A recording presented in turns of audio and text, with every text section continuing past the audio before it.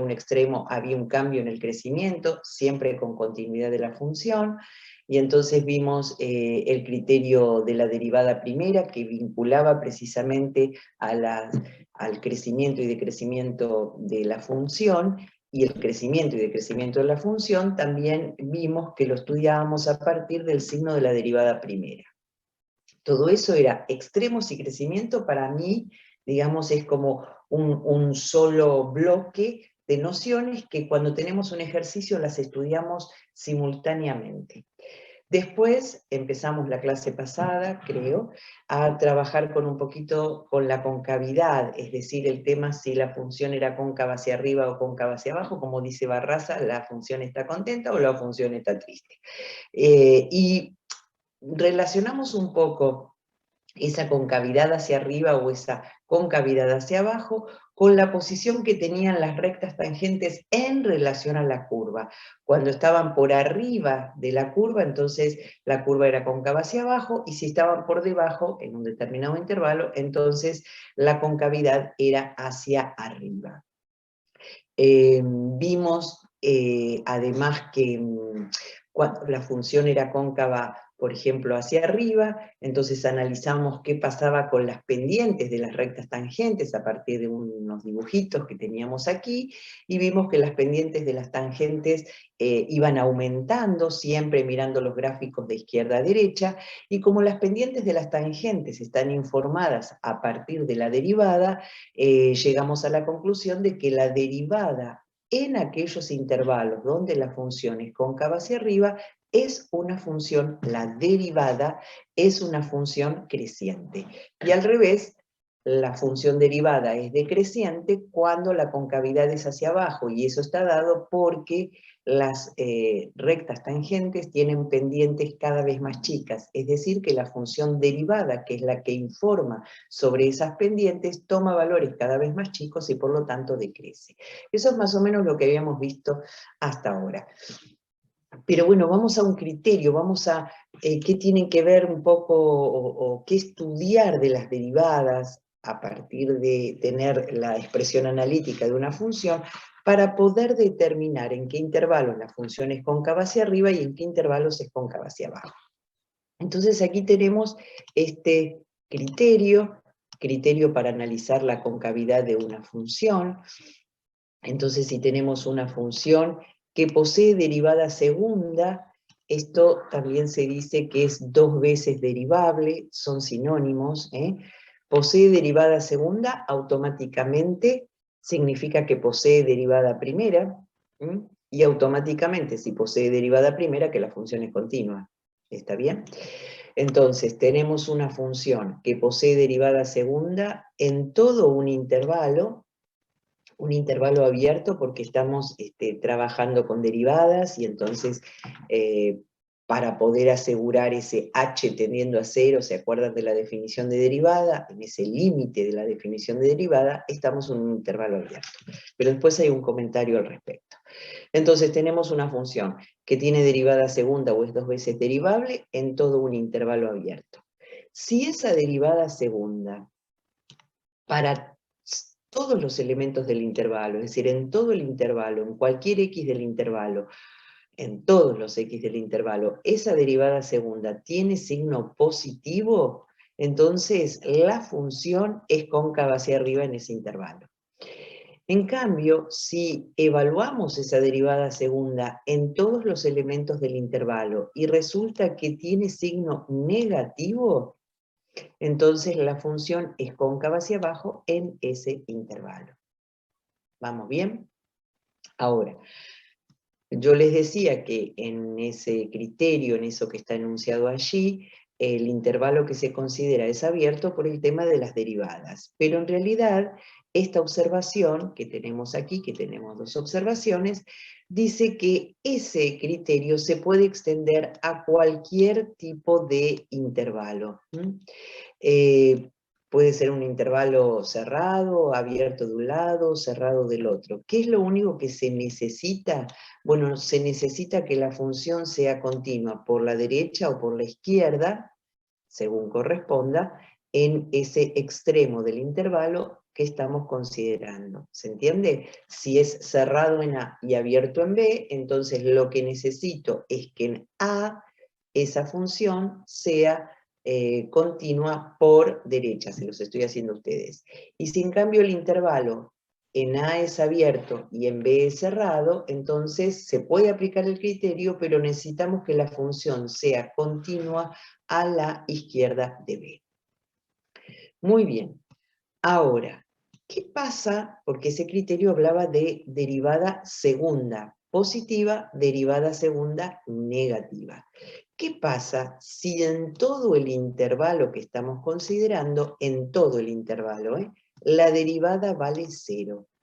Si en todo el intervalo la derivada vale 0, habíamos visto por el teorema de las consecuencias del teorema de Lagrange, que entonces la función es constante. Si una función, la función que estoy derivando, si una función tiene derivada 0 en todo el intervalo, bajo las condiciones de Lagrange, entonces la función era constante. Ahora, miremos acá. ¿Cuál es la función que estamos derivando si la derivada segunda es 0? Recuerden que esto es la derivada de la función derivada. ¿Está bien? Entonces, la derivada de la función derivada. Esta es la que es 0 en todo el intervalo. ¿Sí? Entonces, cambio el color para que se entienda la idea. ¿A qué función estamos derivando? Y queda 0 en todo el intervalo. A esta. ¿Está bien? Estamos derivando ¿a qué función? A la función derivada. Bien. Si quieren a esta le podemos cambiar el nombre para que la llamemos G, a lo que está en rojo. Entonces lo que dice ahí es que G' vale 0 en todo el intervalo. Por las consecuencias de Lagrange, significa que entonces la función que tiene derivada nula en todo el intervalo es una función constante. Pero ¿quién es la función G que yo estoy escribiendo aquí? ¿Quién es la función G? ¿A quién llamé G yo? F'. A F'. Entonces, la derivada... Uy, me equivoqué, perdón. Ahora arreglo, Me equivoqué porque esto de hablar y escribir no es lo mío. Vuelvo porque si no los confundo. Tenemos esta información, la derivada segunda de una función f vale 0 en todo un intervalo. Esta derivada segunda la puedo pensar como la derivada de cierta función g. Entonces la derivada de una función g, la que está recuadrado en rojo, vale 0. Quiere decir que la función g, por las consecuencias de Lagrange, perdón, es constante. ¿Está bien? Pero esa función g, como bien dijeron ustedes, es la derivada de f. Quiere decir que, miremos acá, la derivada de f es una función constante. ¿Y qué significa que la derivada de una cierta función sea siempre constante? Piensen en fórmulas, ¿no? ¿Cómo sería una función? ¿Qué fórmula tendría una función? Que en todo un intervalo, para cualquier x, la derivada es 4. ¿Cuál sería la expresión de ¿Una esa? lineal? Una lineal, exactamente, una lineal. Perfecto. Entonces, veamos otra vez qué está diciendo esta observación. Si tenemos una función que tiene derivada nula en todo un intervalo, significa que la derivada es constante, esto es por consecuencia de Lagrange, y si la función derivada es constante, significa que la función f es en ese intervalo un tramo de una recta, porque lo estoy pensando en un intervalo, ¿sí? Como bien dijo la compañera, es una función lineal, al menos en ese intervalo. Bueno, ¿y qué pasa ahí con la función lineal y la concavidad? Bueno, cada vez que tenemos pedacitos de recta, o sea, segmentos de recta, entonces vamos a decir que no tiene concavidad, porque no se arquea ni hacia arriba ni hacia abajo, cuando tengo una recta. ¿Estamos de acuerdo? Entonces, subo un poquito para recordar el criterio por las dudas. Si, bueno, tenemos una función con derivada segunda en todo un intervalo, el signo de la derivada segunda, si es positivo o negativo, informa sobre la concavidad, ¿sí?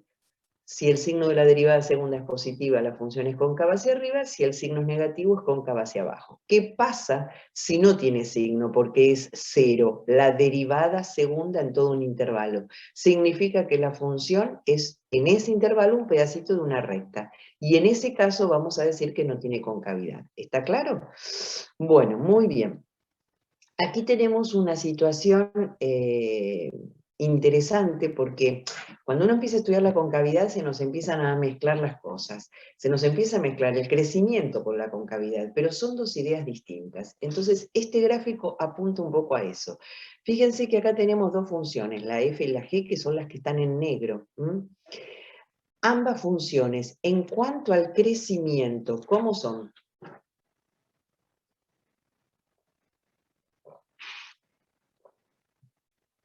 Crecientes, decrecientes. Crecientes. Crecientes. Y en cuanto a la concavidad, ¿la F cómo es?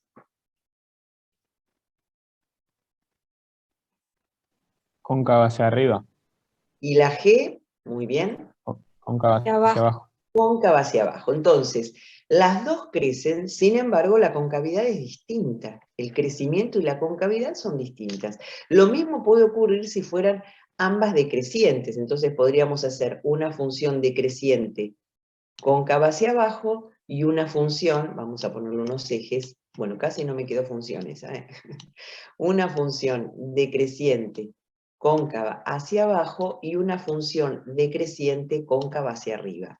Entonces fíjense que no están vinculados el crecimiento con la concavidad de la función. La concavidad está vinculada con el crecimiento, decrecimiento de la derivada, es decir, de las pendientes de las tangentes. ¿Está bien? ¿Se entiende? Bueno, esto es para tratar de no mezclar ambas nociones de crecimiento y concavidad que son distintas. Muy bien. Ahora, este criterio que vimos recién nos permite analizar las regiones de concavidad positiva y de concavidad negativa mirando el signo de la derivada segunda. Es decir, que lo que hacemos es buscar aquellos intervalos donde la derivada segunda mantiene el mismo signo. Entonces, en todo intervalo donde la derivada segunda es positiva, la función será cóncava hacia arriba, y en todo intervalo donde la derivada segunda es negativa, la función será cóncava hacia abajo. Es la misma idea que con el crecimiento, que trabajamos con la derivada primera, pero ahora con la derivada segunda para la concavidad. ¿Está bien? Ahora, en el dibujo, a ver, en uno de los dibujos que estuvimos viendo, ¿se acuerdan el tema de la innovación que introducimos al mercado? Alguna innovación, y entonces la cantidad de consumidores, porque así empezaba este tema, crecía siempre, pero crecía más rápido al principio y luego se estabilizaba, ¿sí? Entonces había acá un punto, que en el caso del ejemplo creo que eran 5, acá tenían T porque era en el tiempo, esto eran 5 meses o algo por el estilo. Fíjense que acá hay una situación muy particular, ya la habíamos comentado, pero la repetimos. A la izquierda de 5, la función, ¿qué concavidad tiene? ¿Es creciente? Siempre crece. Todo lo que yo dibujé es creciente. Pero en cuanto a la concavidad, Hacia arriba sería. es cóncava hacia arriba. Y de 5 a la derecha, o sea, en esta parte, ¿qué concavidad tiene? Hacia abajo. Quiere decir que aquí en este punto que yo estoy ahora marcando en celeste, hay un cambio de la concavidad. ¿Está bien? Entonces, esta función claramente es continua. Entonces, un punto de continuidad de una función donde hay un cambio de concavidad se llama punto de inflexión. Un punto de inflexión es un término bastante común, ¿no? Hay un punto de inflexión en esta situación porque cambiamos como de rumbo, ¿sí? Entonces acá lo que cambia es la concavidad. Bueno, entonces aquí tenemos una una definición de punto de inflexión, creo que hay alguna más. Supongamos que tenemos una función en un intervalo, que es derivable, ese intervalo está dentro del dominio de la función, por supuesto, y tomamos un punto de ese intervalo. Por ejemplo, en nuestro dibujito de la izquierda, ese punto puede ser el 5. Y el intervalo, pues, sí. Ah, tengo chat. Consultando en el chat. El 5 es el punto de inflexión. Inflexión va con X, pero, o sea, en el 5 hay un punto de inflexión, en el 5 hay un punto de inflexión. En X igual 5 hay un punto de inflexión. El punto de inflexión es este punto.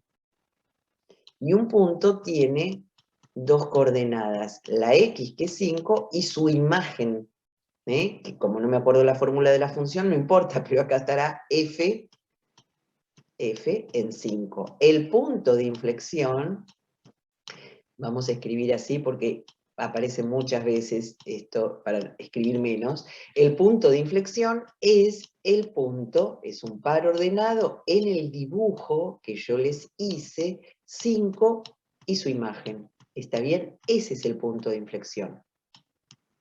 ¿Estamos de acuerdo? O en 5 podemos decir la función presenta o realiza un punto de inflexión. Bueno, entonces tenemos un punto, el 5 en nuestro dibujito, estoy acá, dentro de algún intervalo que está contenido en el dominio de la función. Y entonces, ¿qué puede pasar en cualquier punto? Bueno, puede ocurrir, vamos a mirar la parte B primero, que la derivada segunda no exista. No es el caso este, ¿eh?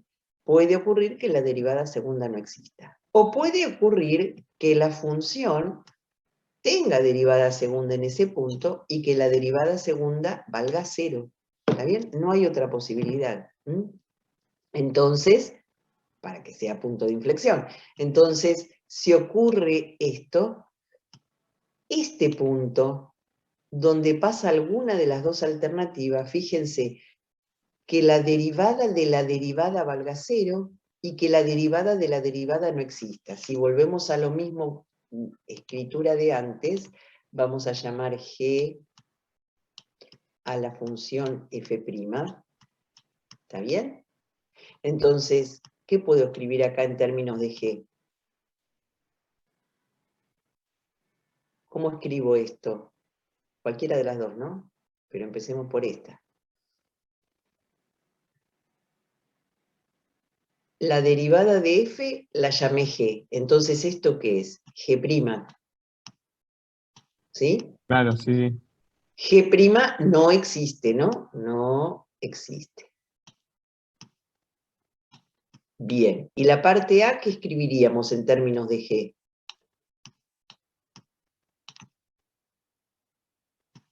Esto.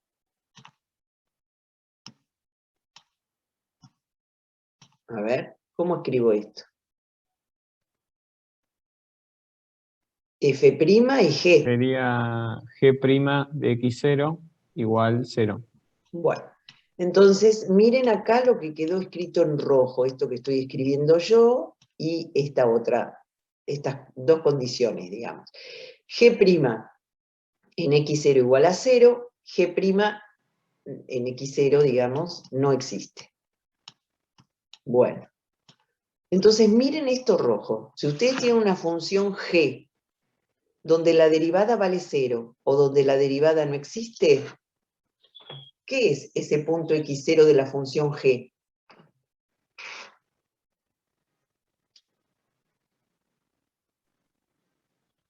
Punto crítico. Un punto crítico. ¿Pero quién era G? ¿Quién era la función G? La derivada primera de Entonces, bien, recopilemos todo lo que dijimos. Tenemos una función definida en un intervalo, o bueno, considerada en un intervalo incluido en su dominio, y un punto en ese intervalo. Si la derivada de la derivada no existe, o la derivada de la derivada en ese punto vale 0, entonces este punto x0 es un punto crítico, pero ojito jaso, nariz cachetazo. ¿De quién? De G. ¿Pero quién era G? F' en X, ¿está bien? Entonces un punto donde la derivada segunda vale 0 o la derivada segunda no existe, es un punto crítico no de la función, sino de la función derivada. ¿Queda claro? En esos puntos críticos de la derivada, no de la función, puede haber puntos de inflexión, siempre que haya un cambio en la concavidad. ¿Está bien? Entonces, ¿dónde puede haber puntos de inflexión de una función f? En los puntos críticos de f'. ¿Está bien? Los puntos críticos de la función, son candidatos a extremos relativos. Eso ya lo vimos. Ahora, los puntos críticos de la derivada son candidatos a puntos de inflexión. ¿Está bien? Pero para que haya un punto de inflexión, ¿qué tiene que haber? Un cambio en la concavidad. Muy bien. Entonces, el tema, como en el caso de extremos, ¿por dónde empezamos a estudiar los extremos? No podemos tomar todos los elementos del dominio y ver qué pasa con las imágenes, si son mayores que las imágenes de los vecinos, menores. No, pues no terminamos más. Entonces, ¿por dónde empezamos? Por los puntos críticos de la función. Cuando vamos a estudiar los puntos de inflexión, no puedo ver en cada elemento del dominio si hay un punto de inflexión, si hay continuidad y un cambio de concavidad. Entonces, ¿por dónde empiezo a estudiar los posibles puntos de inflexión? Por los puntos críticos de la derivada. Es decir, los puntos críticos son aquellos donde la derivada segunda vale 0, los de puntos críticos de la derivada, son aquellos donde la derivada segunda o bien no existe o la derivada segunda vale 0. Puntos críticos de la derivada. ¿Queda claro? Bueno, entonces vamos a un ejemplo para que esto les vaya quedando más claro. Tenemos una función polinómica que tiene esta expresión y queremos analizar la concavidad de esta función. ¿Qué hacemos? Bueno, como es una función polinómica, es 2 veces derivable o tiene derivada segunda. La derivada segunda, bueno, primero hay que hallar la derivada primera, ¿no? La primera es 4x al cubo menos 6x más 1, y cuando hacemos la derivada segunda nos queda 12x al cuadrado menos 6x. Esta función derivada segunda es una función polinómica y por lo tanto continua, de modo que mantiene su signo entre 2 raíces consecutivas. Eso lo vimos al finalizar el capítulo de continuidad. Entonces, ¿qué hacemos? Buscamos dónde esa derivada segunda vale 0. ¿Está bien? Resolvemos esta ecuación cuadrática como quieran resolverla ustedes. Entonces acá pasamos el 6 y luego el 12, y entonces nos queda x al cuadrado igual a 1 medio. Tomamos raíz cuadrada a ambos miembros, entonces la raíz cuadrada de x al cuadrado es valor absoluto de x, y del otro lado la raíz cuadrada de 1 medio, entonces obtenemos 2 soluciones. La menos raíz cuadrada de 1 medio y la más raíz cuadrada de 1 medio. Esto es lo mismo que escribir, voy a cambiar de color para que se entienda lo que les digo, este 1 medio es lo mismo que 0,5, ¿está bien? Ahora, la raíz cuadrada es lo mismo que elevar a la 1 medio, y elevar a la 1 medio es elevar a la 0,5. Voy a cambiar el color para que se vea mejor.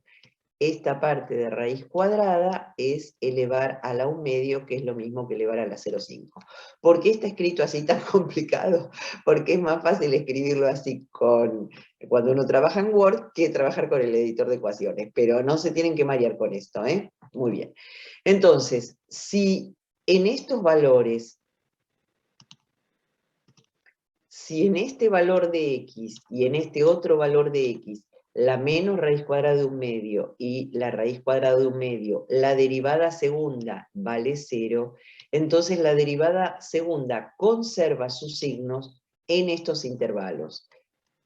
Esto es lo mismo que están hechos acá en este cuadrito. Recuerden que esto es lo mismo que la raíz cuadrada de 1/2, lo voy a poner así, ¿está bien? Y, la menos raíz cuadrada de 1/2, y este que está acá es lo mismo que la raíz cuadrada de 1/2, por ahí lo ven mejor así, ¿no? Porque me parece que acá se confunden más. Esto es menos raíz cuadrada de 1/2, y este es raíz cuadrada de 1/2. ¿Está bien? No tiene importancia la escritura mientras ustedes entiendan la idea. Entonces, ¿qué pasó? La raíz cuadrada de 1/2 y la menos raíz cuadrada de 1/2 eran las raíces de la derivada segunda, es decir, los valores de x donde la derivada segunda vale 0. Entonces, esos valores de x particionan también el intervalo dominio de esta función, que son todos los reales, en intervalitos, desde menos infinito hasta menos raíz de 1/2, de menos raíz de 1/2 a raíz de 1/2, y de raíz de 1/2 a más infinito. ¿Cómo sabemos qué signo tiene la derivada segunda en esos intervalos? Igual que con la derivada primera cuando estudiábamos el crecimiento. Tomamos un valor de prueba, lo evaluamos en la derivada segunda, miramos su resultado, solo nos interesa el signo, que es positivo, y por el criterio con el que iniciamos la clase, esa función es cóncava hacia arriba en ese intervalo. Luego tomamos un valor de prueba en el siguiente intervalo, evaluamos la derivada segunda en ese intervalo, eso significa reemplazar en este caso a 0 en la fórmula de la derivada segunda, miramos su valor, pero en realidad lo que necesitamos es solo su signo, es negativo, y por el criterio que vimos al inicio de la clase, la función es cóncava hacia abajo. De la misma manera, tomamos un valor de prueba en el último intervalo, en este caso, reemplazamos ese valor en la derivada segunda, miramos qué signo tiene ese valor, y a partir del criterio, como ese valor de la derivada segunda es positivo, entonces la función es cóncava hacia arriba. También, igual que el comentario que está hecho cuando estudiamos el crecimiento, uno podría resolver inecuaciones, plantear dónde la derivada segunda es positiva, dónde la derivada segunda es negativa, y encontrar los mismos intervalos que tenemos aquí. Ahora, ¿qué sucede en estos puntos? Bueno, ¿qué pasaba en estos puntos con la derivada? Vamos a ponerle x1 y vamos a ponerle x2 para llamarlo de alguna manera y escribir menos. ¿Qué pasa en estos puntos con la derivada segunda? F segunda en x1, para no escribir la raíz, chicos, lo estoy poniendo así, que sería la derivada segunda en menos raíz de 1/2. ¿Y qué pasa con la derivada segunda en más raíz de 1/2? O raíz de 1/2. ¿Qué pasa? ¿Cuánto vale la derivada segunda?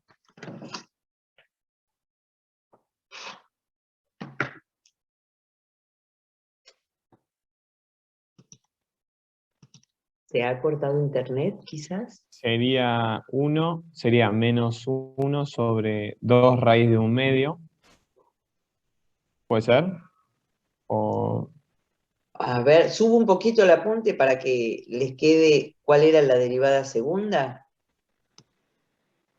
Lo que del hicimos cálculo. acá. Está bien, está bien. ¿Cuánto vale Entendí. la derivada segunda en esos puntos? Está bien. No hay que hacer ningún cálculo, porque ¿de dónde sacamos esos puntos?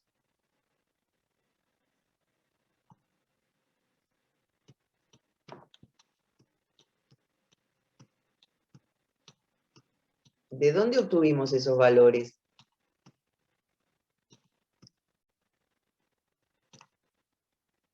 De igualar a 0 la derivada segunda. Entonces, ¿cuánto vale la derivada segunda en esos puntos? 0.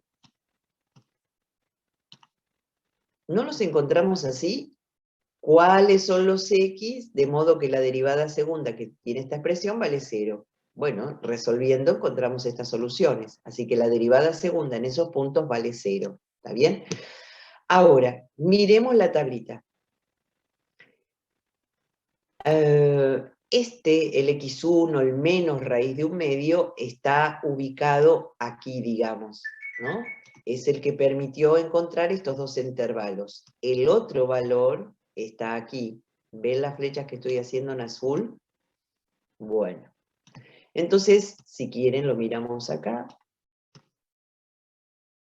¿Qué pasa a la izquierda y a la derecha de menos raíz cuadrada de un medio en cuanto a la concavidad de la función?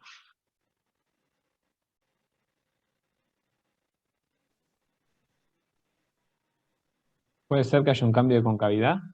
Hay un cambio de concavidad. La función, la original, que era una polinómica de cuarto grado, por ser polinómica, es una función continua. Entonces, tenemos una función continua que tiene este punto, que corresponde a este valor que está acá, ¿sí?, donde hay un cambio de concavidad. A la izquierda hay una concavidad y a la derecha hay otra. En un caso cóncava hacia arriba, en el otro cóncava hacia abajo. Entonces vamos a decir que este valor menos la raíz cuadrada de un medio es un punto de inflexión de la función. ¿Qué pasa en este otro valor? Si quieren, vamos a cambiarle de color. ¿Qué pasa en la raíz cuadrada de un medio en cuanto a la concavidad de un lado y del otro?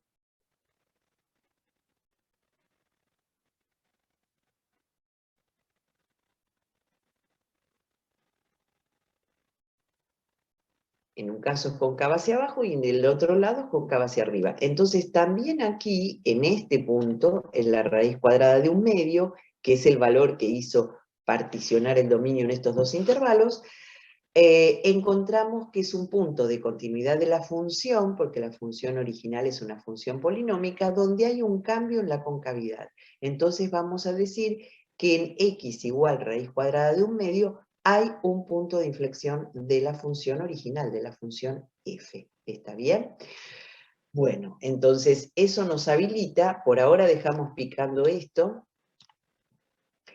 Esto nos habilita, fíjense que escribir esto que pusimos acá, que la derivada segunda en estos dos puntos, raíz cuadrada de un medio menos raíz cuadrada de un medio vale 0, es decir, que raíz cuadrada de un medio menos raíz cuadrada de un medio son puntos críticos de la derivada, no de la función, de la derivada, porque la derivada de la derivada vale 0, lo que vimos antes.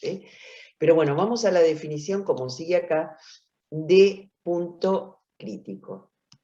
Un punto, acá te contesto, Manu, a lo que vos decías del punto de inflexión, un punto x0 y su imagen de continuidad de la función, es decir, la función tiene que ser continua en ese punto, en el cual la concavidad cambia de sentido, es decir, de un lado es hacia arriba y del otro hacia abajo, no importa de qué lado, qué concavidad tiene, hay un cambio de concavidad, se llama punto de inflexión de la función. Así que importante que sea de continuidad de la función y que haya un cambio de concavidad. Entonces tenemos un punto de inflexión. Bueno, ¿qué es lo que nos dicen acá? En este comentario antes de la condición necesaria.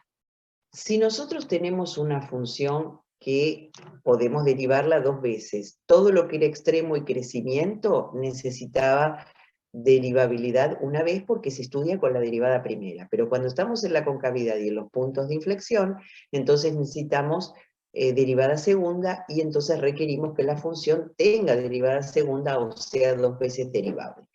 Si tenemos una función que tiene derivada segunda y esa derivada segunda es dos veces derivable y derivada segunda positiva en algún intervalo, entonces la función es cóncava hacia arriba. Lo dijimos recién con el criterio que estudiamos al inicio de la clase. En cambio, si la derivada segunda es negativa en cierto intervalo, entonces la función es cóncava hacia abajo. Así que si tengo derivada segunda positiva, cóncava hacia arriba, derivada segunda negativa, cóncava hacia abajo.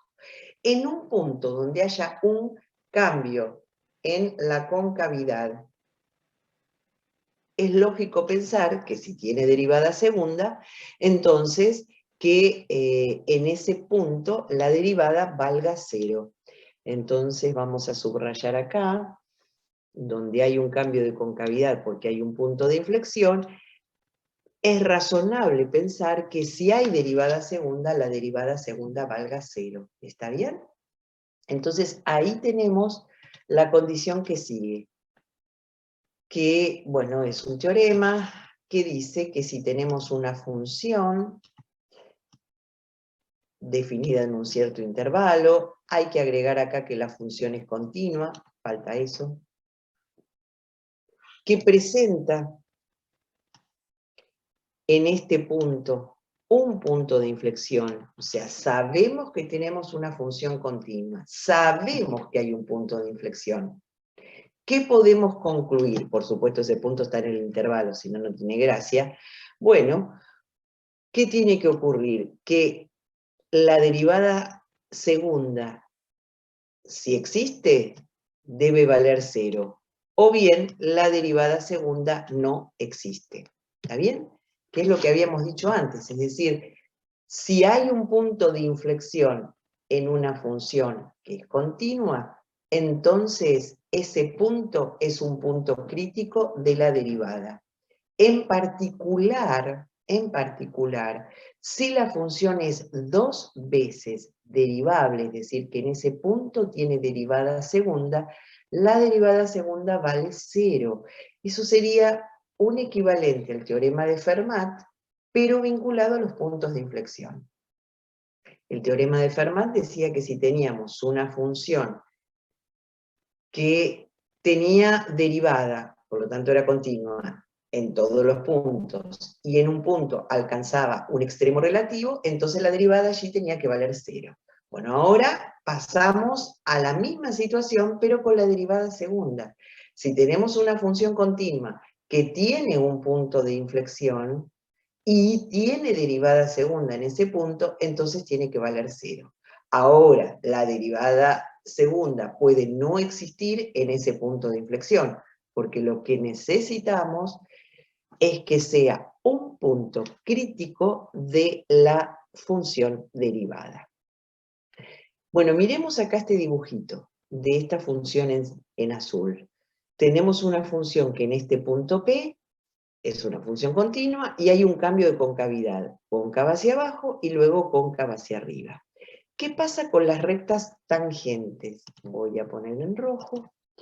Donde la función es cóncava hacia abajo, las rectas tangentes están por arriba del gráfico de la función. Y donde la función es cóncava hacia arriba, bueno, a mí no me están saliendo, las rectas tangentes están por debajo de la gráfica de la función. Entonces, ¿cómo paso de estar arriba a estar por debajo de la gráfica de la función? La tengo que atravesar. Entonces, las rectas tangentes en los puntos de inflexión atraviesan la curva. ¿Está bien? ¿Qué es lo que dice aquí? En un punto de inflexión, entonces la recta tangente atraviesa a la curva. ¿Sí? Bueno, ya lo dijimos todo esto. Vamos a las observaciones que están indicadas acá. Cuando queremos hallar los puntos de inflexión, entonces, ¿por dónde empezamos? Empezamos por analizar los puntos críticos de la función derivada, es decir, si la función es 2 veces derivable, donde la derivada segunda vale 0. Pero eso no alcanza, lo mismo que los extremos, ¿se acuerdan de los extremos? Donde la derivada primera vale 0, lo único que significa, no estoy dibujando la función, estoy dibujando una recta tangente. Es que la recta tangente es horizontal, eso quiere decir que la derivada valga 0. ¿Está bien? Pero no quiere decir que haya extremo, porque la función podría ser algo así. ¿Está bien? La misma idea es acá con los puntos de inflexión. Y ahora vamos a ver un ejemplo. Empezar a buscar dónde la derivada segunda vale 0 no garantiza la existencia de puntos de inflexión. Miremos este ejemplo. Tenemos esta función, x a la cuarta, la derivada primera 4x al cubo, la derivada segunda 12x al cuadrado. ¿Dónde vale 0 esta derivada segunda? Bueno, en x igual 0. Pero no podemos concluir que este punto sea un punto de inflexión, 0 y su imagen. ¿Por qué? Y porque esta función que está acá graficada, es tal que la derivada segunda a la derecha de 0 toma valores positivos y a la izquierda también. Es decir, no hay un cambio de concavidad. Y claramente vemos acá que no hay un cambio de concavidad. ¿Está bien? Ahora tenemos otra situación también interesante. Este dibujito. Acá está el punto x0 igual a 0.3. ¿Qué pasa con la concavidad a la izquierda de x0? ¿Qué concavidad tiene? Es cóncava hacia arriba, Bien. ¿Y a la derecha? hacia abajo. Hacia abajo. Y la función es continua, claramente lo vemos aquí, no tenemos la fórmula, ¿eh? Bien. Entonces, en x0 igual 0,3, esta función presenta un cambio de concavidad. Quiere decir que aquí hay un punto de inflexión. Ahora la pregunta es la derivada segunda igual a 0 en ese punto? No tengo la fórmula, pero a ver, pensemos. Pensemos primero en la derivada primera. ¿Qué pasa con la derivada primera acá? Piensen en las rectas tangentes. ¿Puede ser que tenga pendiente 0? A ver.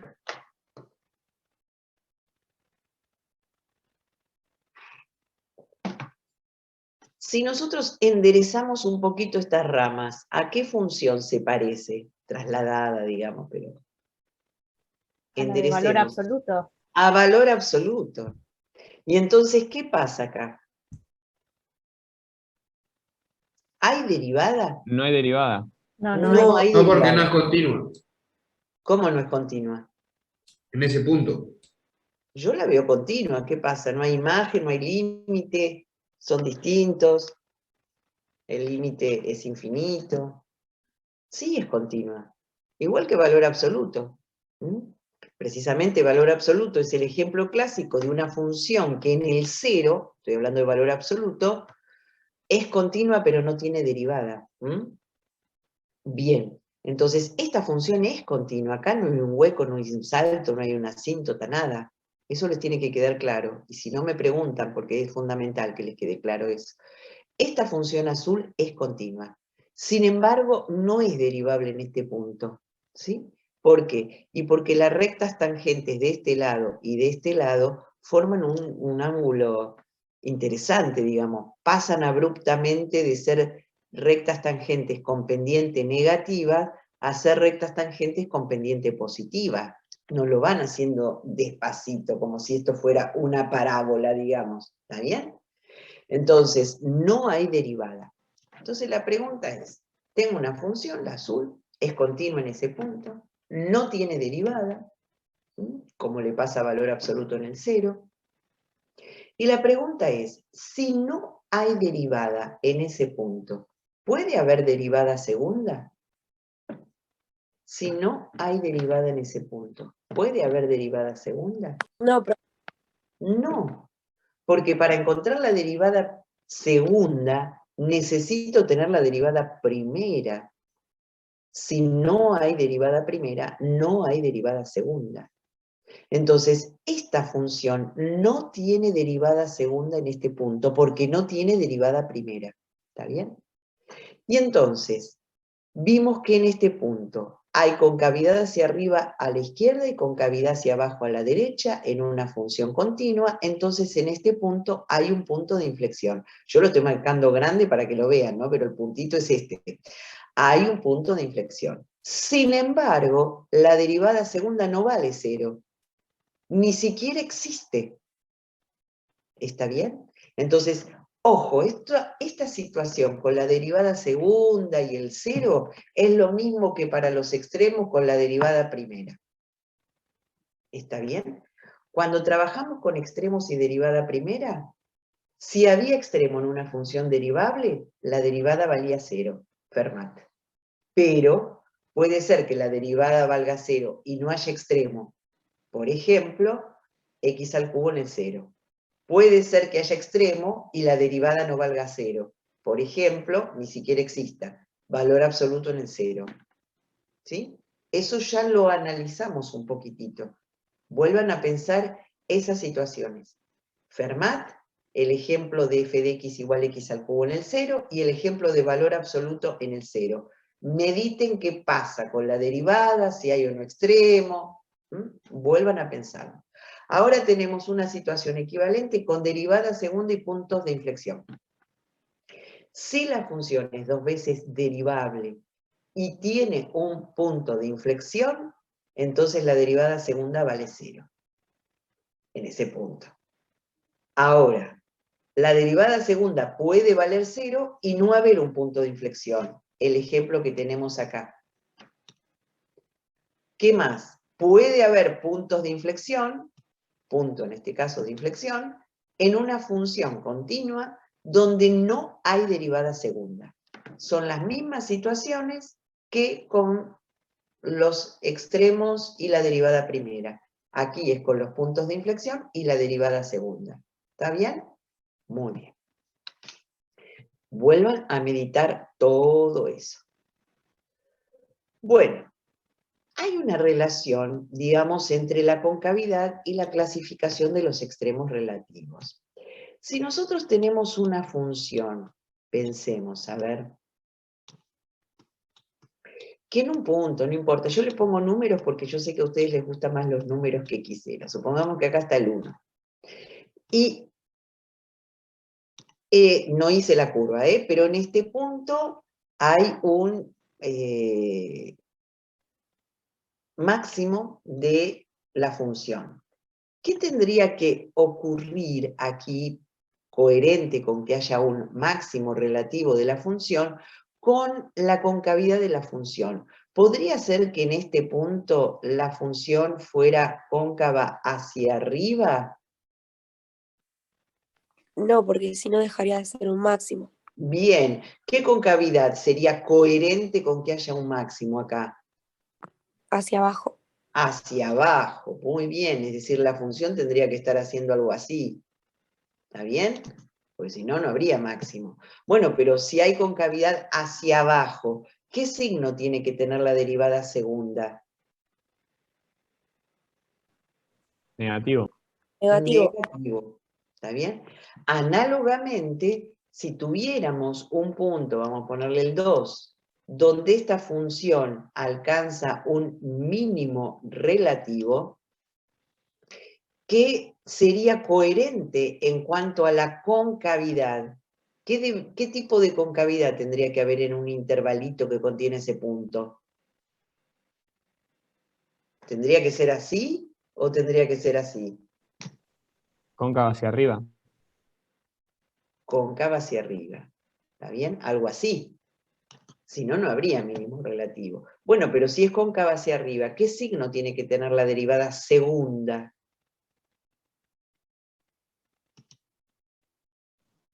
Positivo. Positivo. Bueno, eso es lo que dice este criterio. Profe, ¿Sí? creo que está al revés ahí en ese recuadro. ¿No? Ah, ok. Ahora lo miramos, pero puede ser, ¿eh? Pero ahora lo miramos. No sé qué versión estás usando, creo que esta es la última, porque podría estar mal la del año pasado, pero ahora lo miramos, no te preocupes. Bueno, entonces, ¿qué dice este criterio de la derivada segunda para extremos relativos? Bueno, tenemos una función en un cierto intervalo, una función donde, miren lo que dice acá, ¿no? En todos los puntos del intervalo hay derivada primera y hay derivada segunda. En todos los puntos del intervalo hay derivada primera y hay derivada segunda. Ese intervalo contiene un punto, x0, que en nuestro ejemplo podría ser el 1 o el 2, ¿no? ¿Qué pasa además? Bueno, que la derivada en ese punto vale 0. Cuando yo digo derivada, estoy hablando de la derivada primera. Recuerden que esto significa que la recta tangente es horizontal. Bueno, miremos aquí, recta tangente horizontal, con buena onda, ¿no? Recta tangente horizontal. Hay un punto en el intervalo donde tengo a las dos derivadas, todas definidas, todo lindo, chiche bombón, y hay un punto donde la recta tangente es horizontal. Si la derivada segunda, que es la que habla de la concavidad, en ese punto es negativa, estamos diciendo que la concavidad es hacia abajo, entonces la función alcanza un máximo relativo en ese punto, que correspondería, si quiere le vamos a poner el mismo color para ser más coherente, que correspondería a lo que pasa en el 1 en el dibujito. En cambio, si tenemos un punto como el 2, donde la derivada primera vale 0, es decir, la recta tangente es horizontal, y la derivada segunda es positiva, si es positiva hay concavidad hacia arriba, entonces hay un mínimo relativo en ese punto. No sé quién fue la que me habló, ¿sí? Yo, profe, ya lo comprendí, gracias. Bueno, ¿está bien? ¿Sí? Bueno, esto es importante, ¿por qué? Porque es importante, es útil, diría yo, porque a veces cuando uno quiere saber si hay máximo o mínimo relativo, busca de una función buena, dos veces derivable, busca donde la derivada primera vale 0, y por ahí es más fácil hacer la derivada segunda y evaluarla en ese punto donde se anula la derivada primera, que estar analizando el crecimiento de un lado, del otro, tomando valores de prueba, a ver si crece, decrece, para saber si hay máximo o mínimo. ¿Estamos de acuerdo? Muy bien. Ahora, ¿qué pasa? Fíjense, este criterio dice que en el punto, perdón que les muevo, la derivada primera vale 0, o sea, la recta tangente era horizontal, y nos fijamos el signo de la derivada segunda.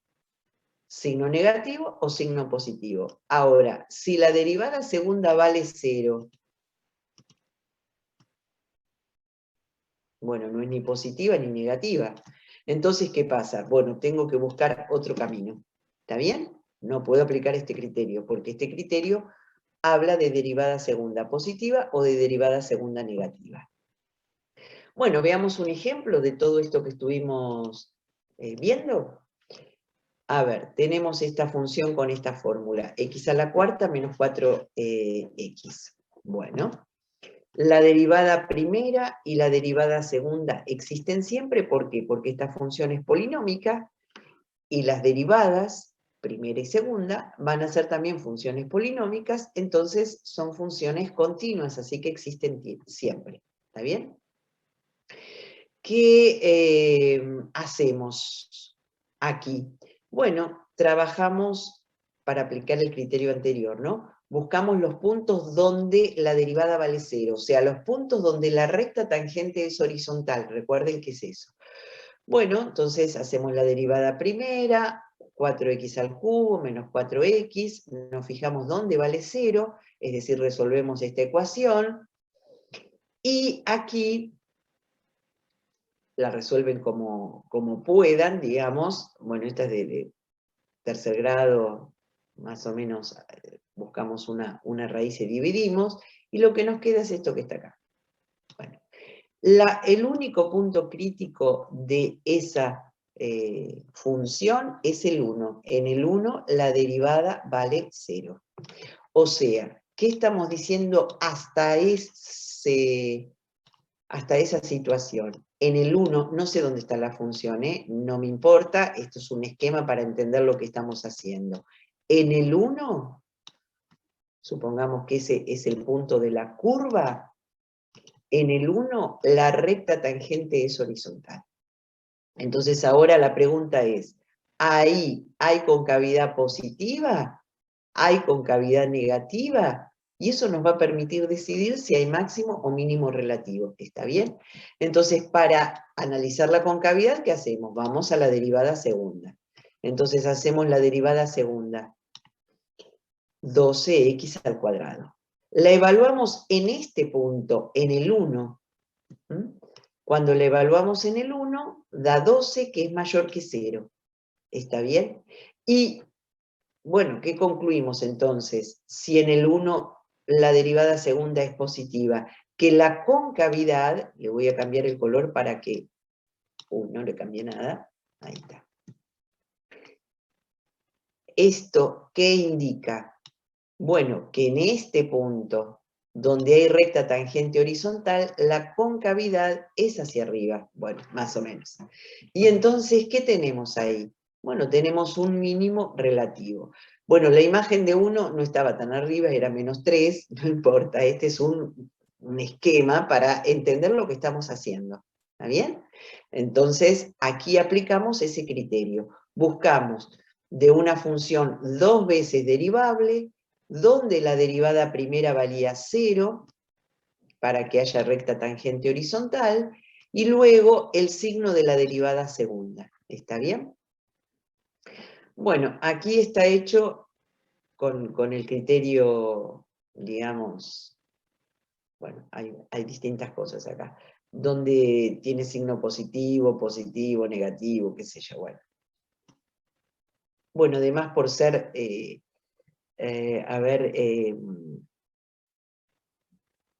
decreciente y después creciente siempre, entonces ese mínimo no solo es relativo, sino que es absoluto.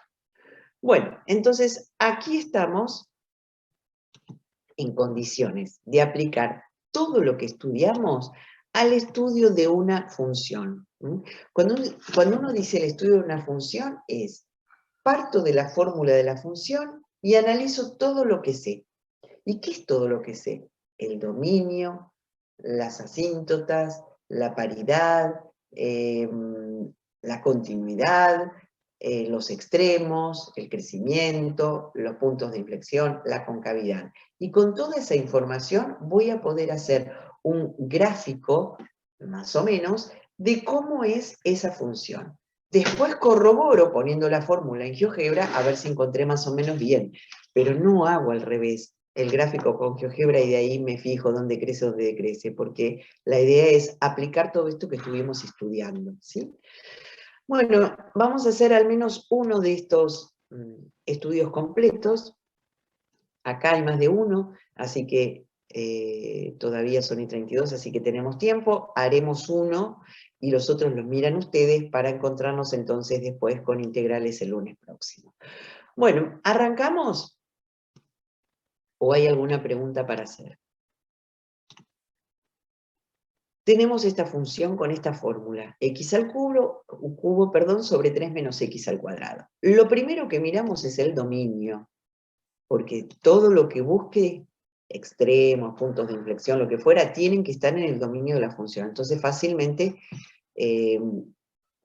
caemos en la cuenta que tenemos que encontrar primero el dominio de esa función. Bueno, como es una función racional, el dominio está formado por todos los reales menos los valores que anulan el denominador.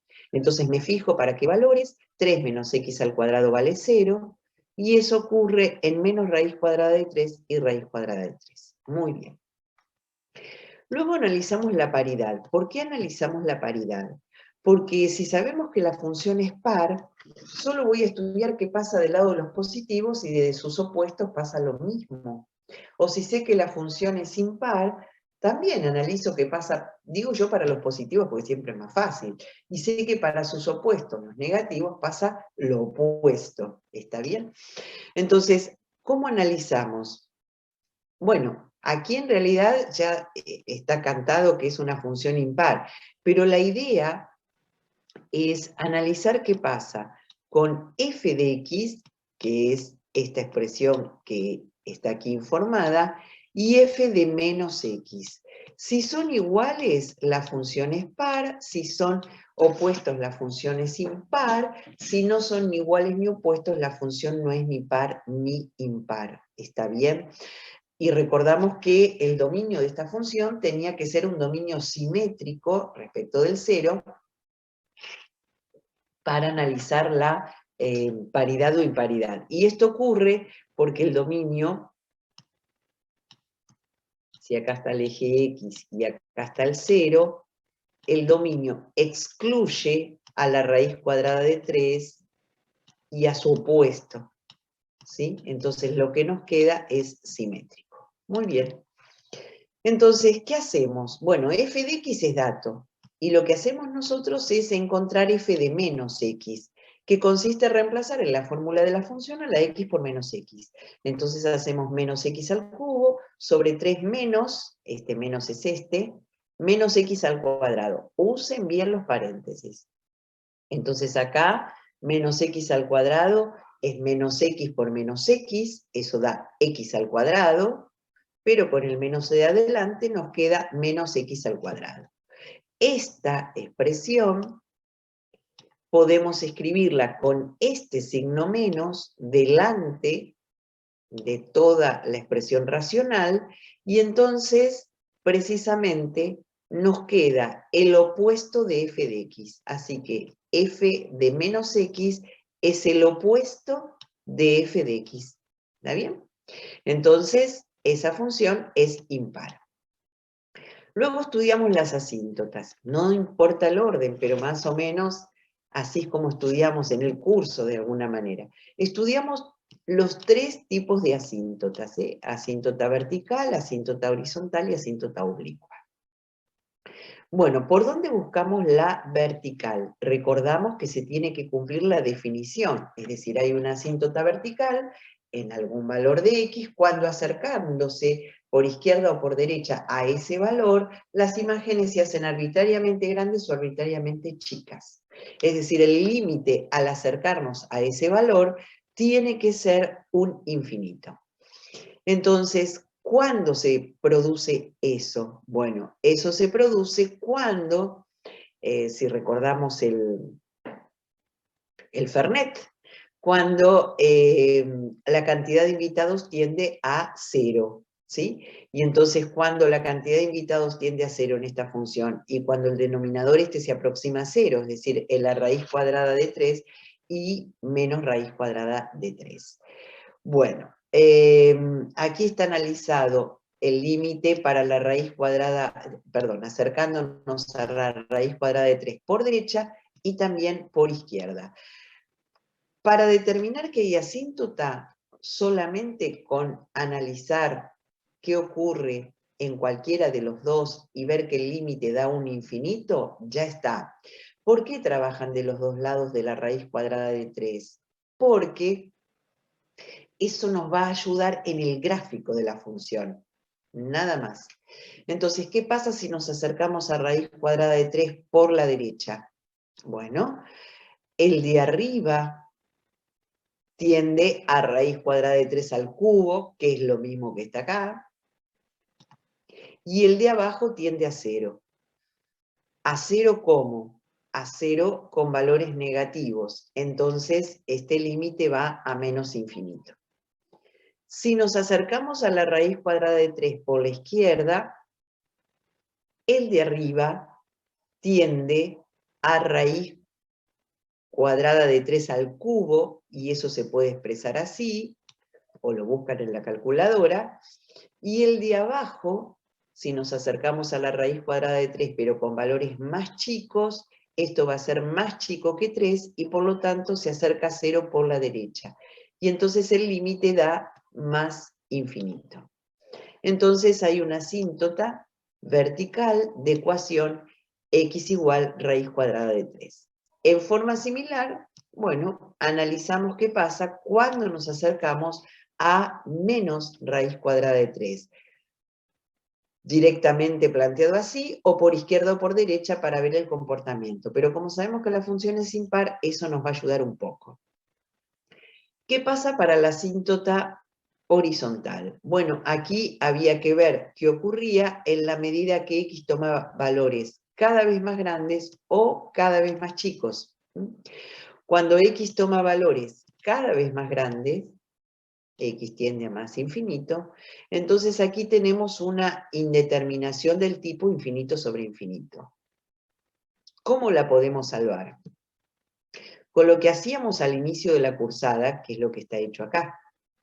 Pero ¿qué aprendimos también para salvar indeterminaciones del tipo infinito sobre infinito?